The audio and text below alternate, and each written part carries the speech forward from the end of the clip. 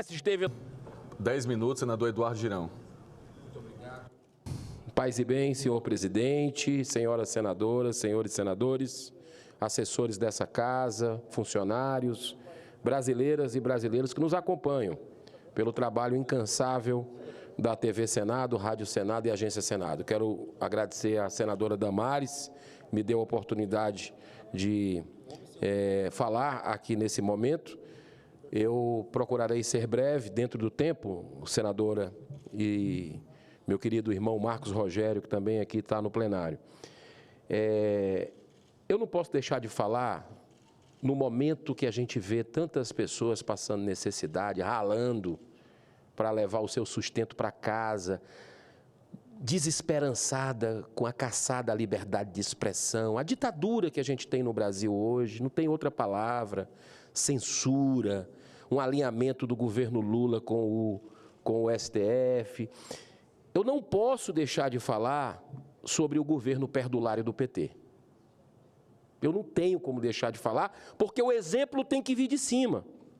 E a gente tem na história do mundo situações que a gente precisa relembrar como é que isso termina. Em 1789, às vésperas da Revolução Francesa, a França era governada há séculos por uma monarquia absolutista, que entra em colapso durante o reinado de Luís XVI. Enquanto a realeza e toda a sua corte vivia na maior opulência, com luxo, desperdício, o povo passava fome. Uma situação muito parecida com a atualidade do Brasil. Enquanto 21 milhões de famílias necessitam de alguma ajuda do governo para sobreviver, o presidente Lula, já falei aqui algumas vezes, mas tem que lembrar porque ele está em viagem novamente, Lula e sua corte de ministros usam e abusam da gastança desenfreada com o dinheiro do pagador de impostos, do seu suor. Só nesse primeiro semestre foram 25 milhões torrados com extravagantes viagens internacionais. E seus ministros, para cima e para baixo, aproveitando o feriado, aproveitando o final de semana, indo para os estados em aviões da FAB e muitas vezes dando carona para ministros do STF. Isso é matéria que está na imprensa. Estou apenas repercutindo na Casa Revisora da República. Apenas nesse primeiro semestre já foi gerado um rombo de 45 bilhões, B de bola e de índio, de reais nas contas públicas. O devaneio é tão grande que entre uma viagem e outra, um passeio e outro, a primeira-dama requisitou 50 policiais federais apenas para fazer a sua segurança pessoal. Enquanto isso, o governo do Ceará, da Terra da Luz, que eu tive a bênção de nascer e de estar aqui representando um povo trabalhador, honesto, o governo do Estado, do meu Estado, segue a mesma sanha irresponsável de inversão de valores, iniciada ainda no governo petista de Camilo Santana, hoje ministro da Educação, quando cometeu a insanidade de gastar 1,1 bilhão, B de bola e de índio, no estado do Ceará, 1,1 bilhão em propaganda e publicidade.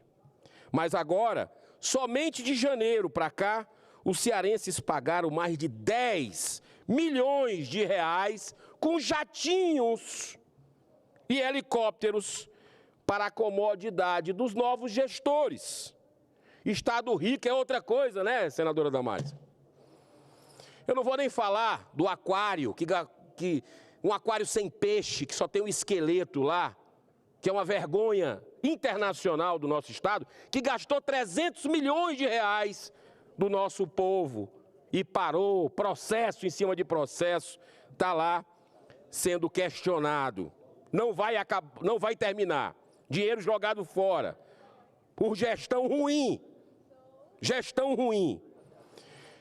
Apesar de tanta pobreza, a inconsequência do atual governador Elmano superou todos os limites quando, com o objetivo de cumprir uma simples agenda no município do Eusébio, que a senadora Damares conhece, esteve lá recentemente, localizado na região metropolitana de Fortaleza, ao invés de gastar menos de 30 minutos num deslocamento de automóvel de Fortaleza para o Eusébio, ele preferiu alugar ao governador um sofisticado helicóptero avaliado em 15 milhões de dólares e cujo custo é de 15 mil reais a hora. Não é de se dignar um troço desse. Isso num estado onde parte expressiva da população sofre durante meses, em alguns casos até anos, em filas de espera para conseguir realizar um simples exame ou uma cirurgia nos hospitais públicos. Uma terra que deveria brilhar por ser da luz, em primeiro lugar, no Brasil, a libertar os escravos. Olha que terra maravilhosa, que povo libertário nós temos. Mas hoje parece estar dominada pelas trevas, pela sombra, onde parte da população vive refém do domínio de facções criminosas por deficiência, por omissão da segurança pública do Estado. Eu quero dizer para você, brasileiro, cearense já sabe disso, mas a gente precisa denunciar para o Brasil e, se for necessário, para o mundo nós vamos fazer, como a gente está mostrando as liberdades aqui sendo ameaçadas no Brasil. O cearense está sendo expulso de casa, famílias inteiras, pelo crime organizado.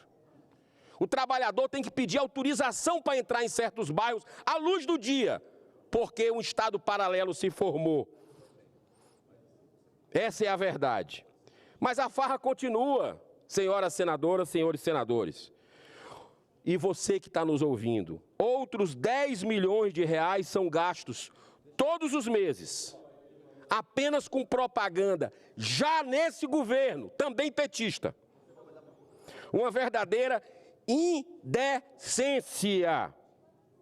pois hoje em dia se dispõe de ferramentas digitais altamente eficazes, a um custo baixíssimo para se fazer uma prestação de contas com transparência das realizações do governo, dando com isso um bom exemplo no trato com a coisa pública. Concluindo dentro do tempo, senhor presidente, nessa vida só temos 2 caminhos possíveis para trilhar em nossa evolução. Ou aprendemos pelo amor, ou aprendemos pela dor. Ambos conduzem ao mesmo fim. A decisão sempre é nossa. Lembremos das escolhas infelizes por aqueles que se dizem defensores dos pobres, mas se lambuzam no poder pelo poder às nossas custas. Lembremos disso, porque a provação que nós estamos passando no Brasil hoje é absurda, as pessoas estão com medo. O brasileiro, muita gente desesperançada, mas não vamos desistir não. Nós vamos lutar até o fim aqui, pode ter certeza. No limite de nossas forças, muitos colegas senadores que estão defendendo a vida, a família, a liberdade, nós vamos até o fim. Porque está no Senado, está no Congresso do Brasil, é uma honra, é uma missão de vida e que nós temos que deixar um legado para o futuro dos nossos filhos e netos. Que Deus abençoe a nossa nação. Muito obrigado, senhor presidente. No tempo.